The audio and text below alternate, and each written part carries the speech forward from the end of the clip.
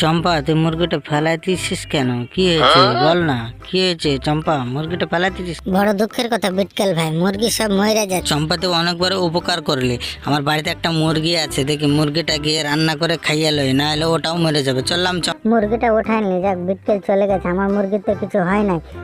বিটকেলের সব মুরগি খেয়ে নেবো, যাই বাড়ি যাই। আমি কত ভালোবাসতাম, আজকে তোরে খাওয়া লাগবে। যা। চম্পা কোথায় যাচ্ছিস? আজকে বিটকেলের বাড়ি দাওয়াত আছে, আমি যাই। চম্পা তো আমাকে নিয়ে গেলে পারে, ওই একা একা খাবে, ওর পেট ফুলুক, যাক ও যাক। মুরগিটাকে খুব সুন্দর করে রান্না করে খাবে। তো রান্না প্রায় হওয়ার মধ্যেই এবার রান্না করে প্লেটে রেখে দিলাম। প্লেটে রাখার পরে এবার মুরগিটা খাবো। এবার একটু মরাইন ধরে আচারটা দিয়ে নিই। আচারটা দেওয়া হয়ে গেছে, এবার খাবো, দেখি খেতে কেমন লাগে। বিটকেল, আমি চলে আইছি, ঠিক আছে বস। নে খাওয়া শুরু কর। ঠিক আছে বিটকেল ভাই, আমি শুরু করলাম, কিন্তু খেতে খুব সুন্দর হয়েছে। বিটকেল ভাই, সবকে লাইক সাবস্ক্রাইব করতে